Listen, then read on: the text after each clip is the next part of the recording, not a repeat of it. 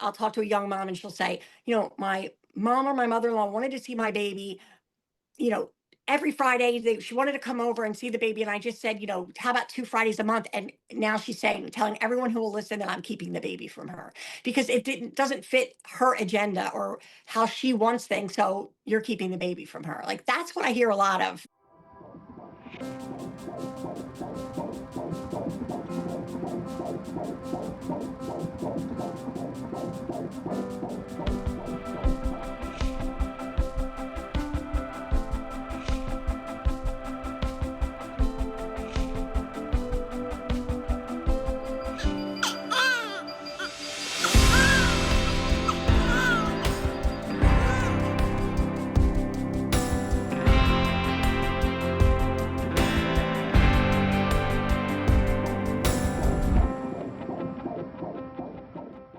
Hello, and welcome back to another episode of the Birth Lounge podcast. Let me ask you something. Do you have a monster-in-law in your life? Maybe your mother is the monster-in-law. I don't know. We all have different situations here, but one thing I can tell you is if you are having babies right now, and you are in my generation, I'm a 91 baby, I'm 35 years old, just had my first baby, Saggy boy. Woof! Did it bring out some different dynamics that I was not expecting in myself, in people, in our lives, in our family, in our friends. I shared on a recent episode about the mind fucks in motherhood that I had. And one of those was how different friends have either shown up for me or not shown up for me in motherhood. It was totally different than what I thought it was going to be. And the same can be said about so many of us and our relationships with our moms and our mother-in-laws. Every single day, I have so many DMs from you guys talking about the relationships with your own moms or your mother-in-laws and how these women are showing up for you. And every now and then I'll get a message and it's like, my mother's showing up for me in such a great way, or I have a fantastic mother-in-law. But for the most part, the overwhelming amount of messages has to do with how do I set boundaries with my mom or my mother-in-law? How do I tell my mom that I don't like what she is doing? How do I tell my mother-in-law that she is violating my boundaries? And or it is I've had these discussions with either my mom or my mother-in-law and they're not listening. The conversations do not do any good. They just get mad. I'm still having my boundaries violated and I don't know where to turn. Well, one thing I'll tell you is I'm not the girl to turn to, but I did seek out a expert in this, and I don't know that she would self-proclaim as an expert, but I'm so excited to be joined by Mama Maria on Instagram. She is a grandmother of children who are our age, and her children are now having children, and her entire Instagram is helping people of our age, so you and me who are having babies, learn how to navigate these relationships with our own moms and our mother-in-laws.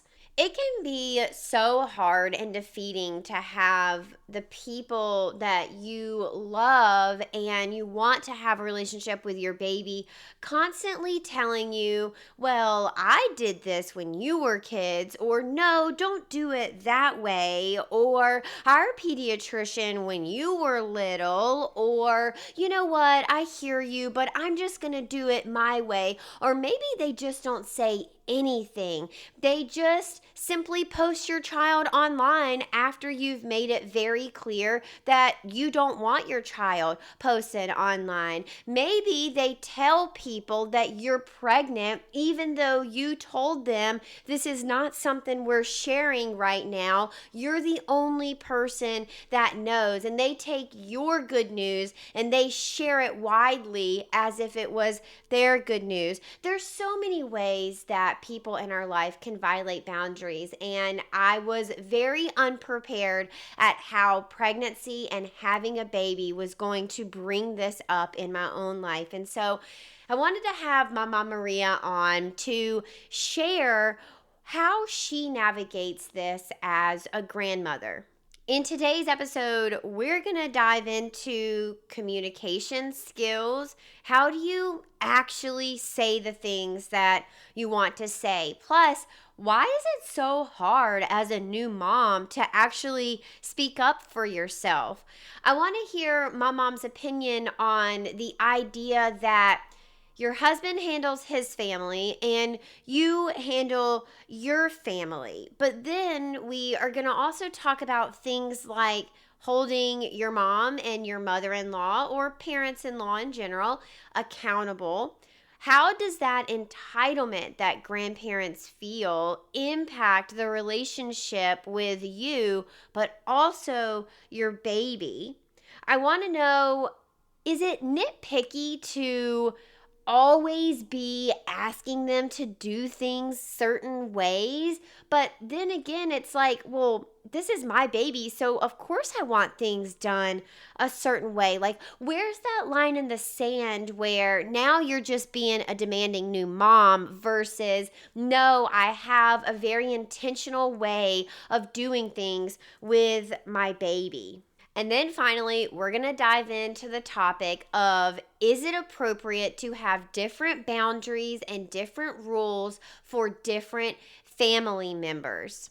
Being a new parent is so overwhelming and exhausting and exhilarating and joyful, but to add on the stressor of having either a mom or a mother in law that is not respecting you, that's violating your boundaries, and that is treating you disrespectfully is just so out of this world that I knew I wanted to have my Mama Maria on to help us navigate this. So many of you come to me and I don't always know the right answers, but I know today's episode is going to be insanely helpful in helping you start to set those boundaries, regain the boundaries that might have been broken, and then be more confident going forward. One quick disclaimer before we dive into today's episode. Towards the end of the episode, Mama Maria is going to share an experience that she had as a preteen, and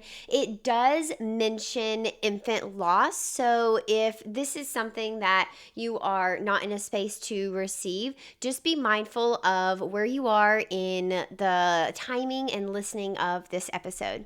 All right, you guys, without further ado, Mama Maria, welcome to the show. Hello. How are you?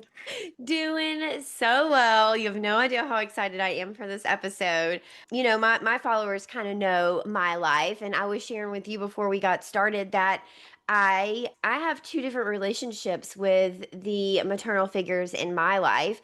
My relationship with my own mom is kind of strained, and my relationship with my mother-in-law is fantastic. I have a absolutely fantastic mother-in-law, and I found out I was pregnant, and I think one of the things that I was really, really unprepared for was how much things were going to change when you had a baby with everyone in your family. And I think I expected this with weddings when we got married, because everyone tells you, oh, getting married brings out the worst in people. It just brings out the worst in people. You're going to see the biggest fights. Well, my husband and I made it through the wedding process, the planning process, and we didn't have a single, he and I didn't have a fight. We didn't have fights with our parents. Our That's rare. parents didn't fight with anybody. I mean, our wedding really went off without a hitch, the planning process and the wedding itself. And That's so I got to having a baby, and I thought, well, this is going to be easy. Like, I'm a doula. I know what I'm doing. my husband is in the healthcare field. He knows what he's doing. We're going to have a home birth. This is just going to be great. And now that I am about 8 months out, it has really just having a baby brings out sides of people that I think maybe they aren't even aware of. Do you agree with that statement? I do, and not so much brings it out. I feel like it just reveals what's already there, Hmm. but it just pulls back the curtain, and you get to see it. People are at their basest. I always say a lot of times families feel like entitlement, and they feel like the baby is like a shared family object. They don't have to ask permission to do things, or they're entitled to certain things, and that causes friction. Totally. Okay, grandparents can be especially guilty of this, right? Well, that's my Mhm. grandbaby. I know that one of the things I was really irked about that I didn't think I was going to be irked about is when people call Saggy, that's my son, my baby, when they say like, "Oh, that's my baby." I'm like, "No.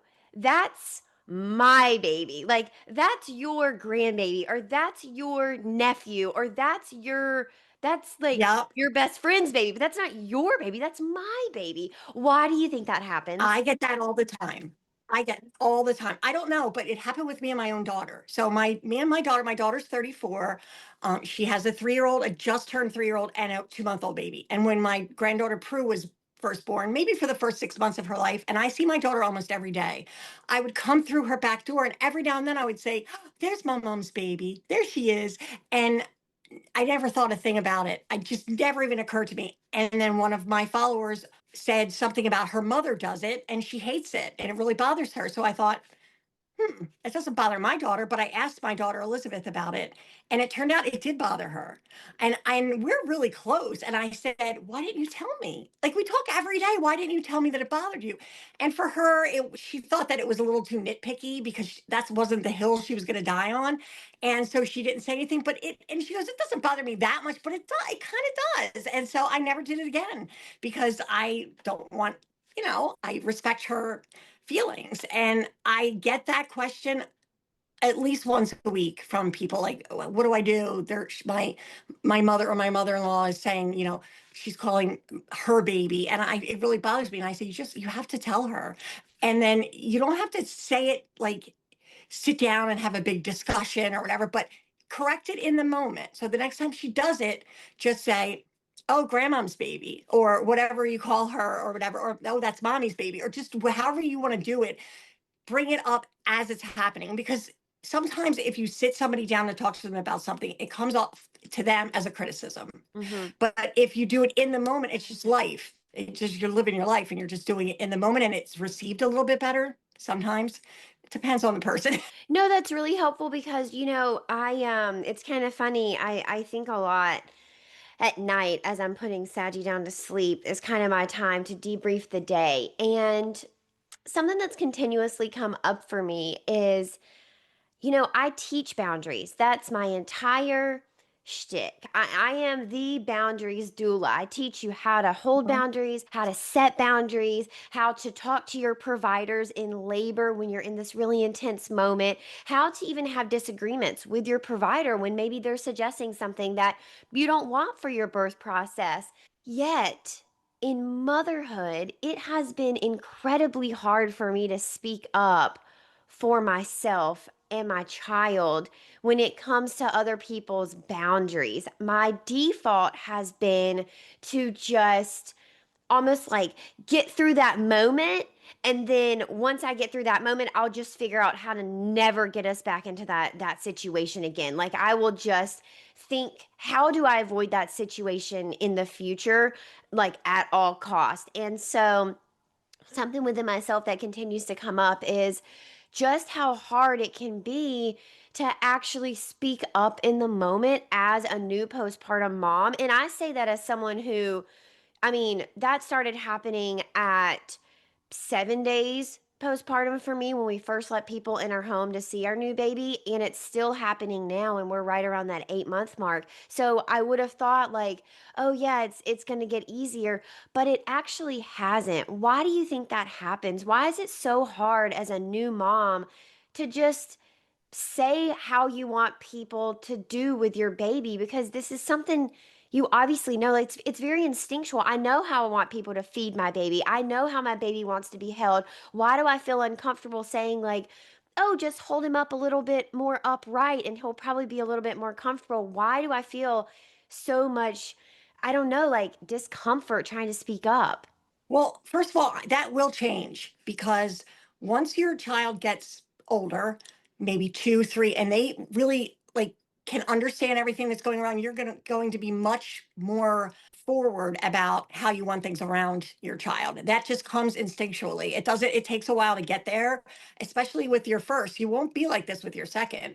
But with your first baby, I find that a lot of women are like that. I was like that. My daughter was like that with Prue a little bit. Not She's not anymore with the new baby, and it's a new role. And I think that a lot of times as women, even if we're not people pleasers, there's a part of us that is, and we want to be generous to people that are coming to see our baby, and we want them to love the baby and to have an experience, but it shouldn't be at the cost of our comfort and what we're comfortable with. So, as a grandmother, it's the same thing. You have to grow into your role. I didn't know how to be a grandmother. I've changed since Prue was born. You could start out as one thing, but if you really want to be a better grandmother, or have a good relationship with your adult child and their child, you evolve. And I think it's the same with motherhood. I think by this time next year, you will not feel like that anymore. Aw, I hope you're right. It's funny to hear you talk about that evolution because I obviously have grown as a new mom, right? I've gotten better at the things I've done, and I've gotten better at speaking up, and I've gotten better at setting boundaries and holding those boundaries. It was really, really hard in the beginning, especially I think I struggled a lot more mentally because I did have that voice in my head that was like, "Come on, HeHe, you teach people how to do this every day. Why are you struggling with this?" Right? It was like an additional layer of almost shame or like self-inflicted, like, you can do this, you should know how to do this, and it was really hard. What about parents who just are not able to respect boundaries? And I'll give a little anecdote. So when my son was born, he was born at home, and my audience knows, you guys know this, we had to go to the ER about 3 days after he was born, and we were in the ER for about 5 days. So that brought us home on day 7. And we invited people to our home on the next day. So we got home from the hospital and we invited people to our home on the next day. And we had opened up our home for the next 7 days. And we said, if you are in this group of people, it was our parents, our grandparents, both of our sisters, and then our sisters' spouses. And those people had gotten a special invite to come to our home, but only for the next 7 days. And you could come and visit us all of those 7 days. You could choose one day, you could choose 3 days. We didn't care, but we had just gotten out of the hospital. We were also still learning life with a newborn. And we had said, these are the dates that we are welcoming visitors in our life. And also, please don't bring anyone else. It's just our immediate family. Well, my own mom was very offended by that. And she, for some reason, had her own plan. I don't know how this came about because we had spent months while I was pregnant speaking about, we're going to have the baby, we're going to have a few days to ourselves, and then we're going to open up our house for visitors. And do you know that my son came pretty much on the day that I had predicted him to come? So in everyone's calendar, this should have been the exact timeline. Well, she was very, very miffed about this, and she actually refused to come and visit us all together. And then she didn't come for another 6 to 8 weeks because she was so angry that my husband and I had put boundaries around when we were going to allow visitors. But I really want to set the stage for anyone who's thinking, like, wow, how could you have done that? You guys, when you have a baby, you have so much going on around you. And when it's your first, and I don't know how it is with your second, third, fourth, but you just want to sit and like relish in your baby. You don't want to have to entertain. You don't want to have to answer people's questions about, can I unload the dishwasher, or where do I put this, or do you wash your clothes on this, cold or hot? You just want to sit and be with your baby, even though those people are being super helpful. And this was for me, just such a deep cut. I mean, it really wounded me. It really did. It hurt me so badly that my own mother was so hell bent and stuck to her plan that she wasn't willing to be flexible, that she refused to come and see my brand new baby right after I had had him. And then she didn't even see him again until he was almost 2 months old. What are your thoughts for people who are walking something similarly? Because when I share this online, I get hundreds of messages Mhm. of people who are in a similar boat, but also even have it worse. And my heart just breaks for those people so deeply. It is heartbreaking. It really is. I personally can't relate because I would have, anything to to see my new granddaughter when either one of them, both of them, when they were born. But I mean, that happens. They don't know how to behave. Mm. That's punishment. Your mother did that as punishment. I can't do exactly whatever I want, then I'm going to remove myself and then see how she likes it. So there's a lot of grandparents like that. There's also like my own mother. When I had my son, I have a son and a daughter. They're both in their 30s. When I had my son Vincent, a nurse had to come into my hospital room and throw my mother out because she was holding my newborn and screaming at me. So it was, and I was 20. I was 20 years old. So it brings out or reveals a bad side of some grandmothers. Now you can recover. I was never like that. I promised myself I wouldn't be like that, but I was not. I had to evolve too. And the entitlement that you feel as a grandparent, it's overwhelming sometimes. When my second granddaughter Lola was just born, and I remember just looking at her in the hospital and the sense of entitlement. This baby is attached to me genetically. This baby is my baby. She looked like my daughter and my son-in-law, but you just see it, the entitlement is real. It really is. And I had to like forcibly take a deep breath and back up from that because I don't want to be like that. And so to your mother, it was probably, well, how dare you limit her? She should be exempt from all rules, first of all, as far as she's concerned, probably. But how dare you? That's not, you're taking something away from her that already belongs to her. I think that's the mindset of some of the grandparents. That's how my mother felt. So I just tell people that write to me or message me about it, just like, listen, it is not selfish to want to spend time. You are a new family unit. I don't care if it's your first or your fifth. You're a new family unit. You need to get used to each other. You need to bond with each other. It's not, that's not selfish. It's normal. So, talk to us a little bit more about that entitlement because I'm obviously not a grandmother, and most of my listeners are not grandmothers. People who listen to this particular episode might have tuned in because they're a grandmother, but I guess I don't know, because I'm not a grandmother, maybe I can't understand it. The entitlement comes in what form? Like, I need to be able to co-parent this baby, or I want to be able to have a say in this baby, or A I lot of believe times, that I deserve this baby, or what? yeah, a lot of times now think about how you feel about your baby right now. It's your baby. You can Yeah. do whatever you want with him, pick him up. That's how grandparents feel sometimes, or just a little piece of that. Just imagine just a little piece of that. Well, that's my grand. Do you ever hear them say, "Well, I'm the grandmother," or "That's my grandchild"? That's They feel like that entitles them to certain things, and it's a rude awakening when they are corrected by the daughter or daughter-in-law, like, hey, no, I this is how we want things. Now I don't have a big ego, and I'm really really close to my kids and their spouses. I love their spouse. They're both married, and so it was a little bit easier. I think if you have a strained relationship to begin with, that just exacerbates everything and makes it harder. But the entitlement is like, I'll give you an example, and this was not my finest moment. I thought it was beyond stuff like this.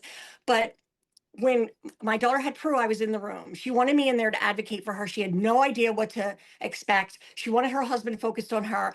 And I'm like a pit bull. And she was like, well, mom, if something happens and that's not what I want, you can basically just advocate for me. So I was there and it was wonderful and it was beautiful. And I'll treasure that always. Now, fast forward, she just had my granddaughter Lola, and my husband and I stayed with Prue at their house. Like we were watching her, and so we weren't there. And my husband's a little bit. We've been together for 41 years, but we feed off of each other sometimes in a not so great way. So we're sitting there, and then it's like 1 o'clock in the morning, and she still hadn't been born, and we were about to go to sleep, and then my son-in-law texted us, she's here, and with the exclamation points and the whole bit. And I was like, oh my God, are they okay? Is everyone okay? Yes, fine. An hour later, so it's 2 o'clock in the morning, my daughter texts us her weight and just that she's beautiful. And I said, well, send a picture. And she said, we and Matt were just talking about that. We thought maybe you could just see her in person. It would be more special if you came tomorrow and saw her in person. And I don't know what happened to me, but in my brain, I was like, what do you mean I can't see an effing picture? Like, I've been waiting this. My husband's like, what? And he's elbowing me. And I was just like, oh, we didn't talk. Like, I thought you were going to send a picture. Like, and for a second, like, my mind was like, I wanted, like, if we were on the phone, I would have maybe been angry. I'm not sure, but after I recovered from that, I was like, oh, did I do that? Because I thought I was entitled to that picture and I was waiting for that picture. And instead of taking her thoughts and feelings into consideration, like, we thought it would be more special if you come tomorrow, like, it's to bring Prue. And the first thought in my head was, send me the picture. I deserve, like, I was owed that picture as far as I was concerned. And you really have to, it's okay to have those thoughts as a grandparent. It's gonna happen, but it's what you do after that that matters. Are you gonna double down? Are you gonna, or are you going to take a step back and think, okay, all right, this is what they want. It's their baby. This is her experience. It has nothing to do with me as far as, anything like that. And then just take a deep breath and regroup. And I think a lot of times grandparents have to learn how to do that. And I thought I was like way past that. So I was not, that gave me a good like reality check in that time, like, hey, you're not past that. You have to keep a handle on it. And I think that's what I'm trying to teach grandparents. Like, not, I'm just trying to let them know, like, hey, this is not okay. If this is happening, that's not okay. Or if this is happening, that's not okay. Now, I thought when I started this that I would have a lot of grandparents following me, and I don't. I have some grandparents following me. It's mostly young moms. Yeah, which I love, which I absolutely love. Well, let me tell you why that happens, my mom, is because our parents are not out there doing the work. Because what I continue to hear you talk about is actually emotional intelligence. What you just described just then was that you felt something, and instead of acting on it right then, you took a moment to think, all right, this is what I'm feeling. And now I need to consider how everybody else in the circle is feeling. And you realize, yes, I'm feeling this way. No, it's not wrong. But someone in the circle is more important to me right now. And I think that is what so many of our parents do not have.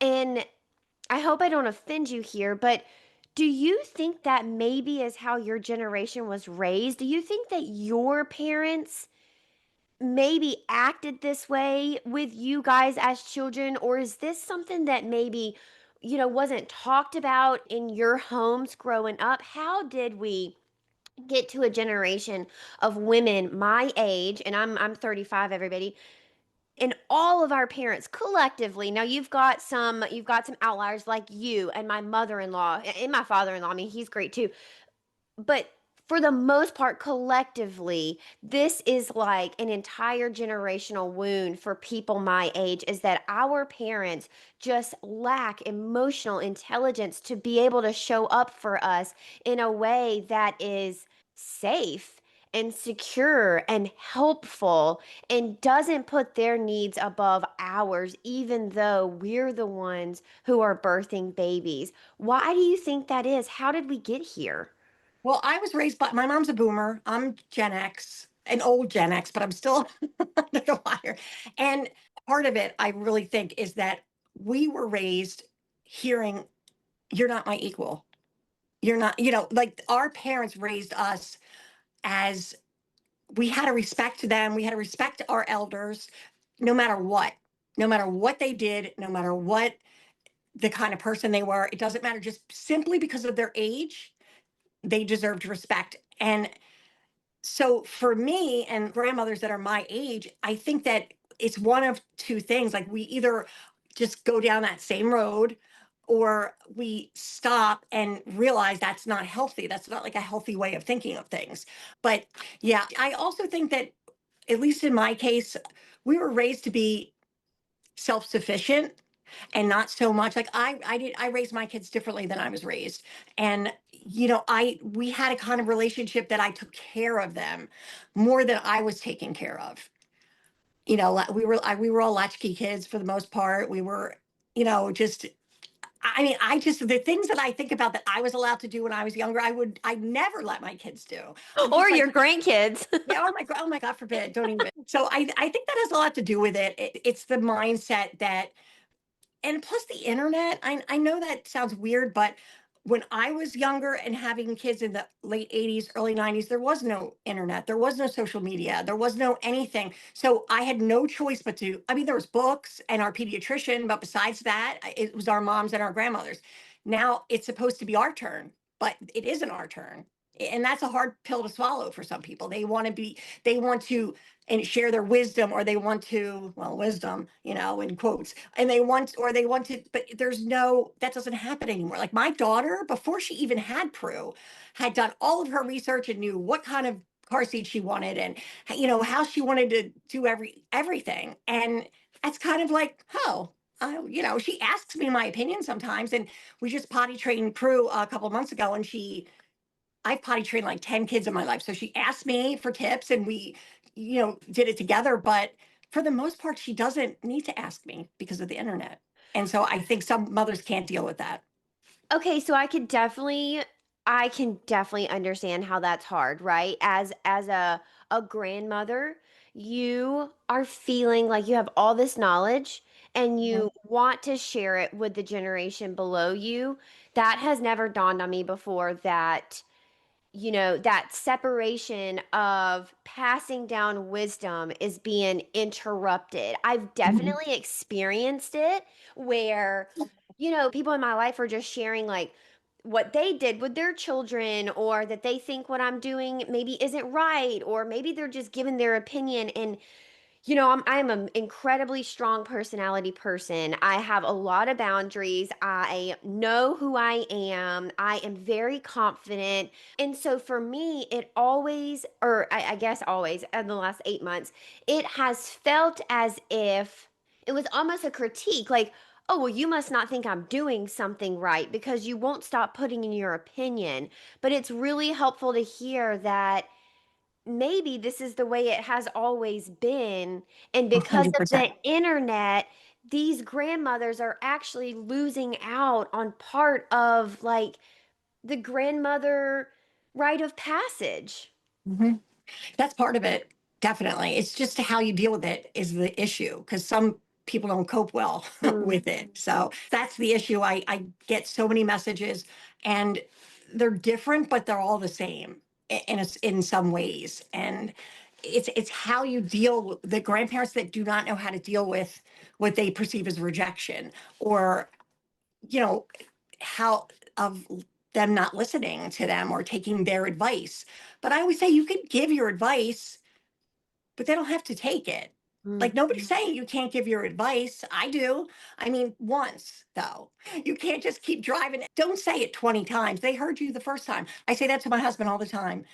With naming, they were throwing out names. They had a little list of names for Lola, and one of them we both did not like at all. And he was like, I don't like that name. And so I said, me neither. So my daughter asked me, what do you think? Rank the names that I just gave you from 1 to 5. Like, I'm curious. So I ranked them, and I was like, we don't like this one at all. We don't like it. Was Selma.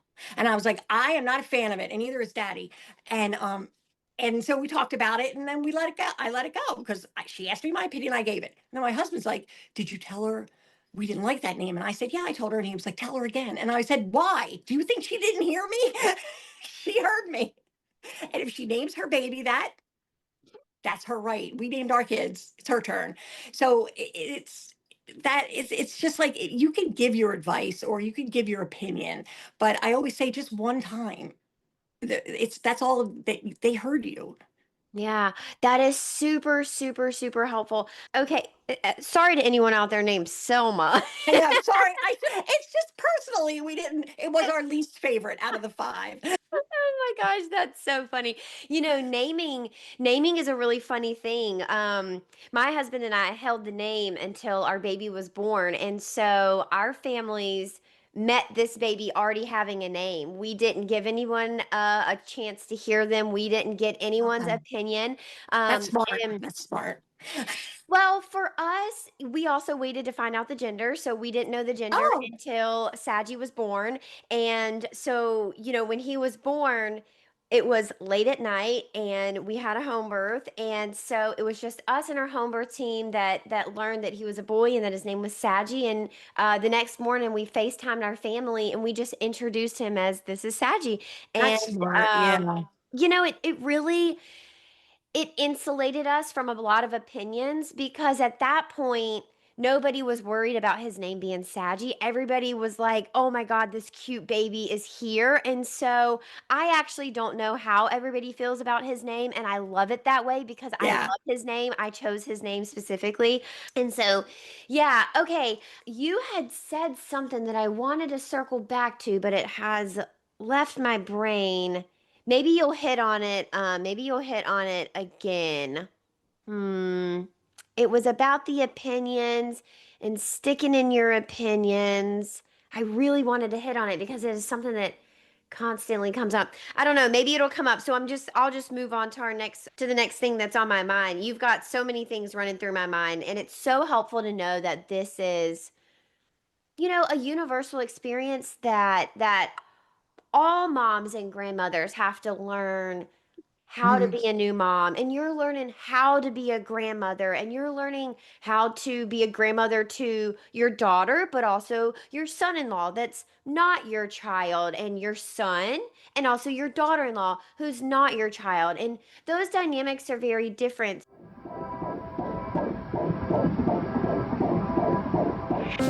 One thing nobody really tells you before becoming a mom is how much your environment impacts you when you are postpartum. You spend so much time at home, probably in your primary bedroom, in your bed, feeding, recovering, contact napping, figuring out your new rhythm, and suddenly your home isn't just where you live anymore. Well, it's your sanctuary at that point.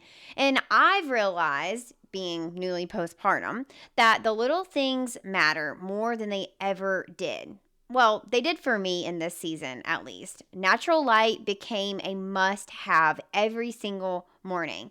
Soft textures also were something that I gravitated towards. Feeling calm in your space was a non negotiable. Creating an environment that feels peaceful instead of overstimulating is going to be the key to making sure that you can feel supported in postpartum. That's actually why I became obsessed with the curtains from 2 Pages. I had originally put them in Saggy's nursery, but then when I started to spend so much time in bed postpartum, I wanted to also elevate our bedroom, so I put 2 Pages curtains in there as well. Not only are they stunning, like truly designer level beautiful, but they also completely change the feel of our home. Softer lighting, more warmth. They're just literally so cozy. And honestly, it made those middle of the night feeds and slow postpartum days feel so much gentler because I could rest assured that the curtains that were in our rooms of the air that we were breathing in every single day, including my newborn, were not filled with polyester and harsh chemicals. The curtains that I decided to go with are a cotton and linen blend. I also love how customizable they are.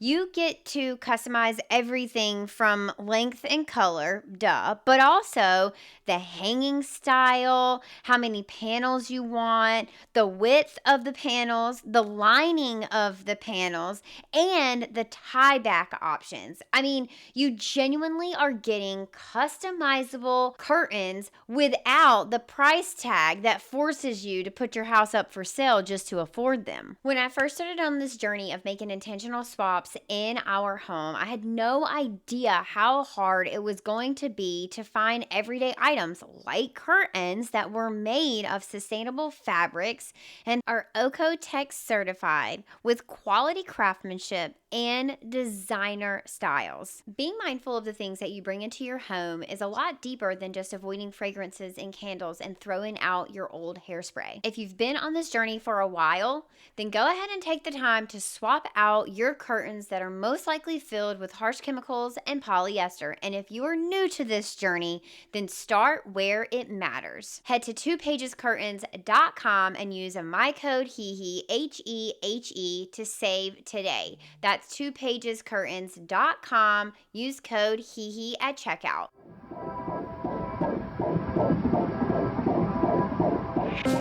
So, talk to us about setting boundaries. Something I often hear is, and I'll say we do this a little bit in our family. Well, not really a little bit. This is kind of how it has naturally, I don't know, transpired in our family. It's naturally happened this way. But my husband takes care of boundaries and communication with his family, and I take care of boundaries and communication with my family. Now, both of us are really close to his family. So if I need to set a boundary, I can. And I certainly do communicate with his family. I text his mom and his dad all the time. We all are in a family group chat with both of our families. But when it comes to something serious, we typically sit our families down together and do it, both of us together with that one family. And then we'll go to the other family and we'll do it together. Do you see any difference in how young couples are handling setting boundaries with their family? Do you think it's better to do it together? Do you think it's better, that young moms are having these discussions with their mother-in-laws? Is it dad takes care of his side, mom takes care of her side, or do you think it really all comes down to the dynamics of those relationships? Well, it's a little bit of both, but I very strongly advocate you're doing it the right way for you both to sit down with the family if it's something serious. Because what happens if it's just one person, the parents that don't want to hear whatever it is that they're saying blames it on the in their mind. It's like they're making them do this, and I think that when you're together and they could see a united front, it changes the dynamic a little bit, and it helps them realize that they're both on the same page, and not just like she's just coming to me to say this, and she's I lost count of how many women have told me, and I always say your mom or your mother-in-law in my videos, your mom or your mother-in-law, because think about it, for every bad mother-in-law, that she's somebody's mother too. So it's like they're both. So I always include that. But I lost count of how many times I hear my mother-in-law thinks that I'm controlling my husband because if she speaks up by herself. But if they're there together, or I do think though that for non-serious things it's fine for the husband to deal with his family and for you to deal with your family. But on those anything that's even a little bit serious or a boundary that's in stone, then you should be together doing it, because it's practice too for when your kids are old. You have to be a united front with your kids when they're older. You can't like just one of them unless it's in the moment and you have to, but like as a serious punishment, you both have to sit down with them, because then they try to think maybe I can work that other person a little bit. Maybe they don't feel exactly the same way. So yeah, my husband and I learned that over the years, that you have to be a united front, even if you don't agree. If I like heard him saying something when my kids were teenagers or whatever, and I didn't quite like it or think he was going about it the right way, I would wait. And then later on, when we were together alone, say, listen, I don't think you should have said that or whatever. But in the moment, you have to be a united front. Yeah. Any tips on communication? Because for a lot of couples, especially if you made it through the wedding process without any hiccups, and or maybe the wedding process was just hellacious. I mean, maybe it just brought out the worst sides and now you've got a lot of anxiety of like, "Oh my god, what's it going to be like having a baby?" Or if you're like us and you're like, "Well, that went off without a hitch. This is going to go off without a hitch." Do you have any tips for communicating boundaries with our parents? I do. I always tell people, like, I get a lot of pregnant women that message me too, and I say before the baby comes, because they don't realize how vulnerable they're going to be right after they have a baby, and how I lost count of how many women say this, and this happened to me, and I wish I had spoken up. When I was like newly postpartum. And so I tell them, set your boundaries if possible. Like if you're still pregnant, set them now before you even give birth, like you did with the week and whatever. It's better, easier to manage. But if you have a problem afterwards, like if you're telling your mom and they just lose control, they start screaming at you, or they start, a common thing is they'll just bring up something you did that they didn't like. And that shifts the focus away from what you're saying to now you're defending yourself. So I always tell them stay on track no matter what it is that you're saying. Do not let them take you off track. Just say, well, we can discuss that later. We're discussing this first. And stay on track, because that is such a common tactic and they all do it. And I think somebody asked me, why do they all sound the same? Why do all these grandparents that are like acting like this, they all sound the same? And in my opinion, they're all trying to dodge accountability. That's what it comes down to. And so they are using the same like manipulation tactics to do that. And it's the same thing with boundaries. They don't want the boundary to apply to them. So they all do the same thing. Well, I'm going to look over here, see this shiny thing. Let's talk about this instead. And so that's my biggest piece of advice, is just stay on track, be calm, firm, don't get drawn into a debate, and don't get sidetracked.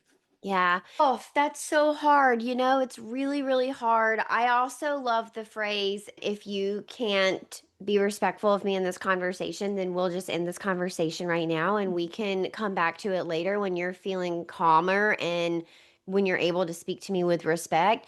Don't let people yell at you guys. If you're pregnant out there, you know that your stress levels are super important. We want to keep those really low. And, I hope sharing my own story of how my own mother treated me freshly postpartum is, I hope it's helpful. I hope that you can see that even if you set boundaries with people in your life, you still may encounter a time where someone is still violating your boundaries.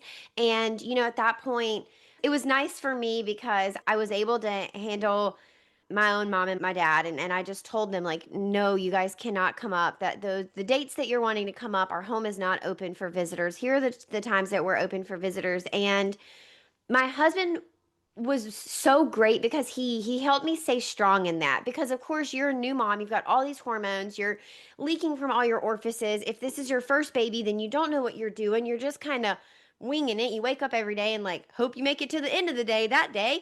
And it can be really hard to set and hold boundaries even when you've previously set them. And I found myself, looking at my husband saying things like, I feel bad, but I really don't want them to come during the dates that they want to come. Like, I know myself. I know I will be ready for a quiet house. And he was so great, and he just said, like, hey, Lise, we set these boundaries before the baby was born. Nothing has changed on our end. This is your parents trying to bend the rules. And so if you want to let them in, totally, I support that. But if you feel like you want to stick to the boundaries that we had originally set, then I support that too. And that was such a pivotal moment for me because, it would have been so easy for him to say, oh, just let them come on the dates that they want to Mhm. come. And then I would have had 2 weeks of hosting people after Yes. I had just had a baby. And that would have been That was smart of horrendous. him. That was smart of him, because that also, if they pressure you and you cave, that's just showing them that that works, and they'll never stop. So that was really smart of him. Talk to us a little bit more about that because there's a fine line there of being that nitpicky that your daughter talked about, like, "Ugh, is this really the hill I want to die on?" Versus like, okay, but I really need to hold this boundary with you so that you can learn. And it feels awkward to have to be the child that's teaching your parents a lesson. So can we dive into that a little bit? I mean, there's just so much Yeah. coming up for me right now. It is, and a lot of us were parentified growing up. Like, a lot of us were given that role to take care of. I remember when my mom got remarried, and thank God my stepfather, he was like a blessing. He was a good thing in our lives. And when she got remarried, my first thought was, oh, I don't have to worry about her now when I go away to school. I don't have to worry about my little brother. I don't have to worry. Like, that's like a mindset a lot of times. And so then they turn around and do it to their own kids. They parentify them. And sometimes I said to my husband, with my own mother before she moved, I remember saying to him, I feel like I'm dealing with a toddler, because it's temper tantrums, and or just it's really hard to deal with that as an adult, to deal with your own parent acting like a child, or doing all the same things that at the time I had teenagers doing all the same things my teenagers were doing as well. And I was just like, I don't want to deal with this anymore. But yeah, so the boundaries that you set, like that was an important boundary that you had. That was a very important boundary, and it was a reasonable boundary, and it was for a reason. So whenever you have boundaries like that, it's very important to hold that line, because somebody just doesn't want to agree with it for no reason, an arbitrary reason, just because this would work out better for them. You can't give in to stuff like that, because then that is does show them like, okay, well, she's gonna cave, or she's, it's a debate now. I can debate her and maybe get my way. I mean, there are times to you give a little grace, or you can, bend your boundary a little bit, but not in those kind of times. I mean, I always say you can give somebody some grace for a mistake, but patterns have to have consequences. So, before it even gets to that point, though, you want to say, this is important to us. If it's that important to you, then hold your line. There's no reason. If there was like, oh, your mother was in the hospital, and but we can only see him in this little teeny window of time. Can't you please accommodate us? That's different. But if it's, this works better for us, I'm sorry, but I'm going to stick to what we already previously have put in place. That's how I look at it. Like, it's not like you can never ever, give a little bit or whatever, but there's a time and place. And in the beginning, especially, it teaches them that, you know, if they pressure you enough, they'll get their way. Or if you hold the boundary, it teaches them, hey, these parents are serious with Mhm. what they say. And when they set a Yes. boundary, I'm either going to follow that boundary or I'm not going to have access Yeah. to that baby. They have a choice at that point. I always tell grandparents, you have a choice. Here's your choice. I'm going to respect their boundaries, and as a consequence, be trusted more and spend more time with my grandchild, or I'm not going to. And as a consequence, I'm going to be pushed away a little bit, and I'm not going to have the relationship I want with my grandchild. So choose. I mean, it really comes down to that in the end. And there's no child out there that intentionally like wants to deliberately keep their child from their grandparent. And so when I see grandparents or I hear grandparents saying like they won't let me see my grandbaby or they're keeping that grandbaby from me, I automatically know that that grandparent is the problem by that one sentence alone because your child did not just up and at 'em one day out of the blue say, you know what would be fun? I think I'm never going to let my parents see my child. That It, doesn't happen. That doesn't happen. exactly. And a lot of times I hear, like, I'll talk to a young mom and she'll say, my mom or my mother-in-law wanted to see my baby, you know, every Friday. She wanted to come over and see the baby. And I just said, how about 2 Fridays a month? And now she's telling everyone who will listen that I'm keeping the baby from her, because doesn't fit her agenda or how she wants things. So you're keeping the baby from her. Like, that's what I hear a lot of, that kind of scenario. Not Mhm. like you can never see your grandchild. That doesn't happen. It really doesn't. And nobody wants to cut off their parent. Nobody does. It's out of necessity sometimes, because you also don't want, now wait till your kid gets a little bit older. If your mother is going to scream this close to your face obscenities at you in front of your kid, now do you want your kid around her as much? No, you don't. But do you think that to other family members she's going to say that? No, she's going to say, she won't let me see my grandchildren, not the fact that I screamed obscenities about their mother in front of them. My mom told me once in front of my kids that she wished she had put me up for adoption in front of my then preteen kids. So that's when I started really pulling back, because, of course, then she backpedaled. She was like, that's not what I meant. I meant because you would have been better off with a better mother. And that's not what she meant. But these things start, if when I had to pull my 8-year-old daughter into another room and look her in the eye and say, all right, how grandmom just acted just then, that's not okay. That's not normal. Like, I wanted to let her know, listen, this is not how people are supposed to act. Like, I didn't want her to think that was normal. And then I thought, oh wow, I got to do something, because this is not good for my kids. Now, So yeah. do you well, first I want to just validate anyone out there who is living this experience. When I set those boundaries around coming to visit Saggy right after birth, that was the narrative spun about me is that I had told my mom that she wasn't allowed to come up. And that in some fashion that was true. I did say you're not allowed to come up on the days that you are choosing, but we had opened up our home for 7 days for the visitors that we had chosen that were very close to us. And she chose not to come in those days. And so that's a narrative that I have since set straight with friends and family and the extended family that narrative got sold to. But do you think that repairing with your children is the next move? I love how you say it. It never dawned on me. I think because I've not been in this situation before, but when your child does see a grandparent violate a boundary or treat you disrespectfully, I guess I'm looking for tips on how to tactfully handle that. And I guess it would be different if you say, don't give my child candy and your mom gives your child a Jolly Rancher while you're not looking. I don't is that something you would go to your child for and say, like, "You shouldn't have done that," or do you just handle that with the grandmother? I guess I'm looking for just tips on how to Well, it's not. tactfully navigate this. Yeah, it's age. The age matters of the child. Like it's age appropriateness matters. Like if it's a 5-year-old and she gives them candy, I'm not going to say to my 5-year-old, "You shouldn't have taken that candy," because then that puts it on him and not the grandparent. I would talk to the grandparent. And listen, with my mom, I had to be very, very firm. So I got hit a lot when I was growing up, and I did not want my kids to get hit. And I made that clear. Do not lay your hand on my children. That's not going to happen. And if she had, that would have been it. I would have not allowed her to be alone with them. That's the consequence. You can't be alone with my kids anymore because I can't trust you. So I wouldn't say to my kids, "Why'd you let her hit you?" Like that's different, a little bit bigger than a Jolly Rancher. But if a grandparent is that toxic or that emotionally dysregulated, I don't think parents should let them be alone with their kids in the first place. Now, I did let my mom when my stepfather was alive. My mother was different for that chunk of time. I think it was like 18 years that they were married. That she was different because he was there to keep her in line. Once he died, I didn't realize that it was going to backslide the way it did. And my kids were, like 9 and 14, maybe they're 5 years apart, 4.5 years apart.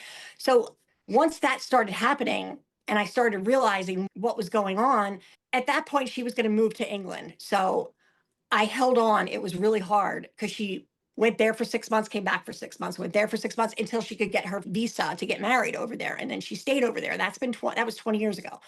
So little by little, my kids have started telling me things. Because I always say my biggest regret in life is letting her have access to my kids alone.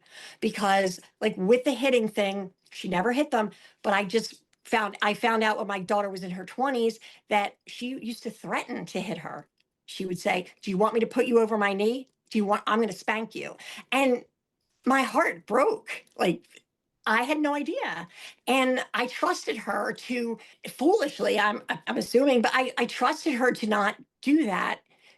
And the fact that she did, and the fact that my daughter like remembers it, like I'm gonna put you over my knee and stuff, that's heartbreaking for me because I didn't want that for my kids.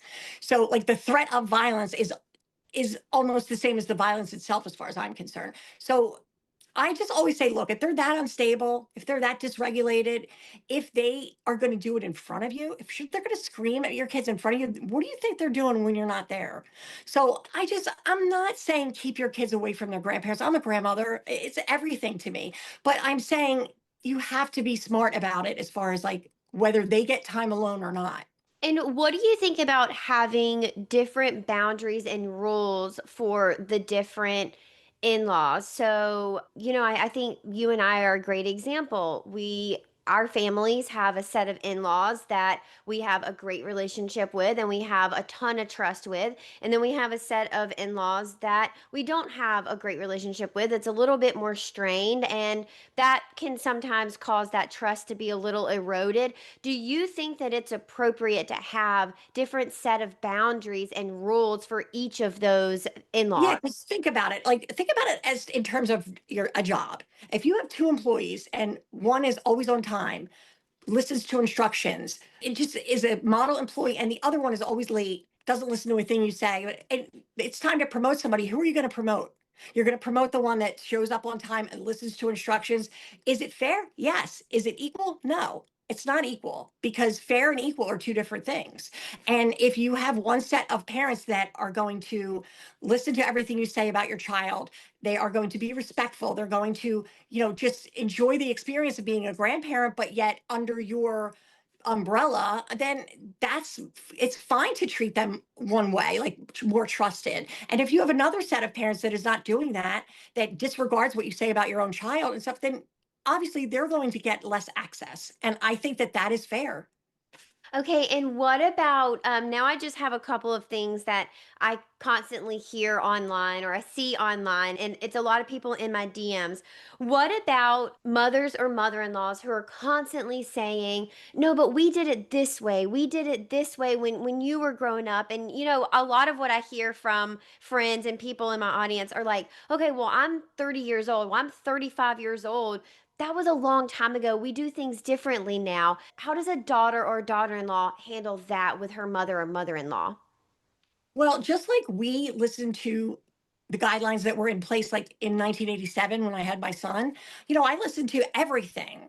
And by the time I had my daughter 4.5 years later, that was obsolete, a lot of them. I mean, and my daughter, I put my kids in a crib with bumpers around the corner, a blanket, a pillow on their stomach, because that's what the guidelines were. That's what we were told. Well, my son was on his stomach. By the time I had my daughter, it was their side. And we were supposed to roll up a receiving blanket and stick it on like behind them. So I always just say that, listen, it's everything's different. I mean, my mom brought me home from the hospital. There was no seatbelts. I sat in, they put me in a car bed and sitting in the back seat. Is that what you want to do? Drive it? No, of course you evolve as the time evolves. So there are some things, yeah, you can still use the potty training stuff. Yeah, you can still do that but then there are other, my grandma Viola rubbed whiskey on my son's gums when he was teething. I mean, I was dumb. I was like 20 and I didn't think about it later. I was horrified by it. I was like, oh my God. But it's just things change so much that it's just better to we listen to our pediatrician and the guidelines, and now they're listening to their pediatrician and the guidelines. And we shouldn't get it's not personal. The whole problem comes because they take it personal. Like they take it like it's a dig against them. It's not. It has nothing to do with you. It's just this is how they want to do it. That is so helpful to hear. I do think that I think the more I think about like the internet being such an interrupter or that disruptor in that line of wisdom being able to be passed down, it can feel personal, right? Because as a grandmother, you probably have dreamed about like, oh, I can't wait to tell my kids one day how to do X, Y, and Z. And now our Mhm. age people don't really need that. Yeah, they're going to come to me for things. They're going to come to me. But they don't have to come to you anymore. So that is hard. I think that is hard. I mean, it was a little bit for me. I kind of knew it was coming, because my daughter, and we talked when she was pregnant, she laid everything down about how she wanted things. And then I saw that she was in a lot of mommy groups and that she was like watching a lot of people like you. And which is great. And I was thankful for that. But then there was a small part of me that was like, oh, well, she doesn't really need me for that kind of stuff. So I'm going to take a step back. But they need you for other things. She needed me for support. She needed me to be in her corner. I mean, how great is it when you see somebody look at your child and just love them so much? I mean, that's a great thing, and she appreciates that. And so as a grandparent, so if they don't take your advice, so what? They're sharing their child with you. This is the most precious thing they have in life, and they're sharing this child with you. Act right. Like you have to act right. Yeah.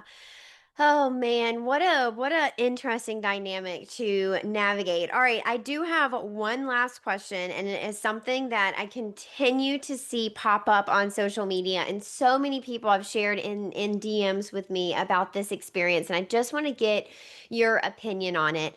This is when a mother or a mother in law wants to sleep with the baby, and they will say things like, oh, just let them have a sleepover in my bed, or come let them have a sleepover at my house. And they're talking about a baby that's less than 1 year old, right? That is supposed to be with their mom. And we're not talking about that the parents are going on vacation or the parents are needing a night away or that, they have some sort of situation where they need childcare. We're talking about just like moms and mother in laws who are saying, like, let the baby sleep with me. What is this phenomenon? And How do young mothers address this with their moms and their mother-in-laws that is very uncomfortable? Yeah, I do hear this a lot, and I think a lot of it has to do with control. I know that there are some grandparents that don't have nefarious, intentions. I mean, I don't, but for something like that, it's the pushback that it tells you whether it's control. So if they ask you, "Hey, I just want the baby at my house, or I want to sleep, we want to have a sleepover, we want to bond, whatever," and then you say, "I'm not comfortable with that right now," and they say, "Okay." Fine. But if they give pushback, that's control. That's all they want is control. They want to take your child away from where you are so that you can't modify their behavior. So if they, you know what I mean? If they, you can't watch what they're doing. And that is, I mean, I don't like that at all. Like we have Prue sometimes. I mean, I babysit her a lot before work and after work. I change my schedule around because my daughter works from home, and she has never slept at my house. And we've had her overnight. Like they went on a baby moon, and we had her. And at night, I brought her back to her house to go to sleep just because I thought it would be better for her. And then there's the baby monitor like above her, bed, so my daughter could see her at night. And it was just, I just thought that there was no reason for me to have her here at my house. And I didn't think it would be comfortable for either one of us. So I think a lot of that has to do with control. I always say you can bond with your grandchild with the parents there. You can. You don't need to have them alone by yourself to do that. And you certainly don't need, and as far as sleeping, like the whole sleeping in the same bed bothers me just because I have like trauma from that. When I was about 12, I was sitting on the front steps with one of my friends, and her mother came running out of their house with her dead baby in her arms Mhm. because she rolled over on him when they were taking a nap. And that affected me. Like, that's an impressionable age. And so I mean, even when my kids were like old, I never let them come into bed with us. I was just like, no, because mommy's a heavy sleeper and I don't want to, bother you. So that's a whole different thing for me. I can't really speak on that part of it because I know people co-sleep and they co-sleep safely. But I just don't even want to touch that part with a 10-foot pole. Just because of the trauma that I just have a immediate visceral response to that when I hear people say, sleep in the same bed. I'm just like, no. But as far as sleeping over their house, I just feel like there shouldn't be pushback. So Yeah. if you say not right now, or maybe we'll address it again, maybe when they're older, I don't want my baby away from me. And they're like, okay, good. If they push back on it, then it's not really about them sleeping over. It's about control. Yeah. I've heard all sorts of opinions online, obviously, of people saying, it's they're trying to kind of like weasel their way into co-parenting with me, or they want to be able to make the rules for my baby, or they view my baby as their own baby. And I think for people it can be a lot of different things. I think for some people it is the bonding. It is a weird phenomenon. I've never seen anything like it before. And so when it started to come into my realm and people started to ask, like, are you experiencing this? My mother-in-law said this, or like, you're never going to believe what my mom said, or like, my husband's mom And said this. Like, it's so yeah, it weird. happened before. It was like that before, but we didn't have internet, so no one knew, or like you only your circle knew. My mother was like that. She was very entitled, and I know a lot of my friends that had mothers or mothers-in-law like that. So I don't feel like it's new. I feel like there's a light shown on it now. Like we're shining a light on it, and that it's not okay. Wow. So that's like a common grandma thing. I had Mhm. no idea. That is so crazy. Oh my gosh. Mama Maria, you are such a phenomenal guest. Thank you Thank so you. much for all your wisdom, for helping us, understand how to set boundaries and hold our parents accountable and have these conversations, because they are really important conversations, but they can also be equally really uncomfortable. And the newer postpartum you are, and if this is your first baby and you've never done this before, it can be even more uncomfortable, even downright anxiety provoking in some scenarios. I want to give you guys some of my little tips. I rely on my husband a lot. I will talk to him about what I'm feeling, and then he's really good about helping me talk these things out. He's really good about helping me understand if this is like a me problem. Is this something I'm feeling, or does this mean that one of my boundaries have been violated? Is this a conversation that we want to take to one of our sets of parents? And we do a lot of talking in our family about, if we do this now, how is this going to impact us down the road? Is it better to go ahead and set a boundary now that's going to live out? Or is this boundary okay now for now? And then later we will change it as Saggy grows, as he becomes mobile. Kind of like you mentioned, he can understand words and understand what's going on around him and interact with the world around him as we have more children. And so I think all these situations are obviously so individualized, and I know that they're really tough to navigate, and we all want to do it tactfully. We all want to do it respectfully. No one sets out to disrespect their parents or disrespect their parent-in-laws, but that's hard. I mean, that's really hard. Do you have any lasting advice for grandparents who might be listening, not parents my age? I feel like this whole episode has been for them, but if there are grandparents who are listening who are struggling with boundaries that their children are setting, what advice do you have to those grandparents? My advice is you have to first, as I said before, think about it in terms of what do you want to get out of this? If your end goal is to having a relationship with your grandchildren, a good relationship with your grandchildren, a trusted relationship with your grandchildren, then you need to keep that in mind when you're navigating the relationship with your adult child. And also, don't expect to have a good relationship or a close relationship with your grandchildren if you can't have that with your daughter or daughter in law. You need to cultivate that relationship first in order to have a relationship. That's their child. Like, you can't bypass them. And you have to have like at least a civil, somewhat nice relationship with them in order for them to allow you, because that's what it is. They'll allow you. The only relationship you get to have with your grandchildren is what they allow you to have. So why would you not want to cultivate that relationship as well in order to have a good relationship with your grandchildren? That happens a lot. Oh, they don't let me, that bitch doesn't let me say. And you're like, well, let's start with not calling her names. How about that? So yeah, that's my biggest piece of advice is you need to have a good relationship with your adult children and their spouse in order to have the kind of relationship like that I have with Prue and Lola, because I'm trusted, because I've shown I can be trusted. And I've shown that I respect their role as parents. How do you expect them to respect your role as a grandparent if you can't respect them as a parent? Their role is first. And if you give them respect as a parent, they're going to give it back to you as a grandparent. You can't, but you have to give that. This is a new role for them. You have to give them, they're the primary role. You have to give them respect as the parents first, then you'll get respect back as a grandparent, or you won't have a role as a grandparent. Like, which do you want?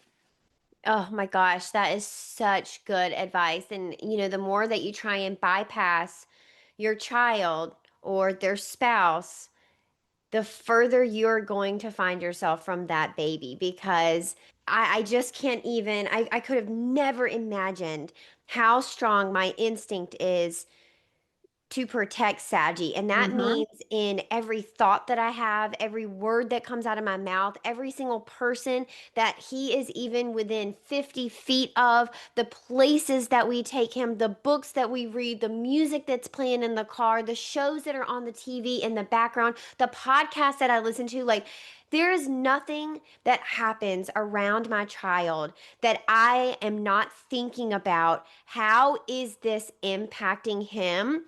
And I will do anything in my power to make sure that he's safe. And if that means removing people from my life, then I will absolutely do that. And I know that that is not unique to me. And so, for parents out there, I want you to know that what you're feeling is super normal. It's very valid.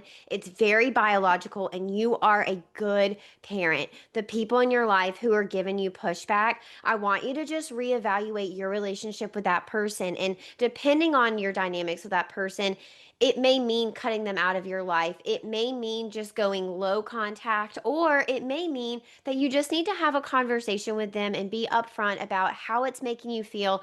And hopefully, you're surrounded by people who love you and care for you and support you and will receive that information and say, I'm so sorry. That was never my intent. I had no idea that's how it was coming across. How do you want me to support you? How do you want me to call your child if you don't want me to call them, Mimi's baby? What would make you feel better about, the things that I do in your home, or how I help feed your baby or hold your baby? That's idyllic. a lot of us, I just want to recognize we don't have that relationship with our parents. And for a lot of us, that's not our relationship with our parent in laws. Family dynamics are really they're difficult. They are something else. They really are. And so no matter what your relationship with your parents or your parent-in-laws, I just want you to hear today that you're doing a good job and you love your baby. And I know that you are doing your best to make the best decision for your baby to keep that baby loved and safe. And it doesn't always feel like that, but at the end of the day, I trust you to make the decisions that are best for your baby and your family. Mama Maria, you've got me all in my feels. If people wanted to learn more from you, you have an incredible Instagram. I first stumbled upon you when you had like probably less than 2 or 3 thousand followers, and I have followed you up all the way. Now you have more than 25,000 followers, and I'm Yeah. just like cheering you on. How can people learn from you and connect with you on social media? So I'm on all three platforms like TikTok, Facebook, and Instagram. I do answer private messages. I get a lot of them, but and I'll take the time to answer every single one of them. I just started a Facebook group called Mama Maria's Village, and it's a private group, so people can feel free to say what they want to say. And we get a lot of anonymous posts too, because even in a private group, they don't feel that safe. And but I will definitely, it might take me a week, but I will answer you if any messages that my daughter's like, you can't answer everybody. I'm like, yeah, I can. I can. As long for now I can. I don't know how manageable it's gonna be later, but I can't like I'm gonna answer every single person. And what is your handle? Maria. That is my handle on TikTok, and I think on all three of them, it's Maria. Yeah, my daughter made me change my when I got that one. I had viral videos, but they weren't about. But when I had the one about the baby, it blew up to like millions of views. And she said, "You got to." It was my last name. It was our last name. And you got to change your name. And so I said, "Change it to what?" And she said, "Because that's what I am. I'm Mom." And that's a Philly thing, by the way. Everyone in Philly and South Jersey has a Mom and a Pop Up. So people say to me all the time, "How dare you call yourself Mom?" And I was like, "Everybody has a Mom here." It's not That's just Philly. hilarious. That is so funny. I also have loved learning what different grandma names and grandpa names are across our nation and just in other cultures. It's so much fun. Oh my gosh. Well, my mom, thank you for being here. And Thank you. listeners, yeah, of course. Listeners, I will see you in the next episode. Be sure to follow Mama Maria on social media, and you can find me at Tranquility by HeHe and at the.birth.lounge. Until next time, head to your app store and download the Birth Lounge app for evidence-based childbirth education and data-driven postpartum support delivered straight to your phone. Bye. Thank you so much for tuning in today. I love hanging out with you, and it is an honor to be your go-to gal when it comes to preparing for your baby. If you've enjoyed today's episode, please leave a 5-star review and tell others why they should be listening to the Birth Lounge podcast too. You deserve to have a birth that you love with a provider that values your autonomy and respects informed consent without all the trauma that you so commonly hear about on social media. New episodes air every Wednesday and Friday. Hit that follow button so you never miss an episode. I'm HeHe, and this is the Birth Lounge Podcast.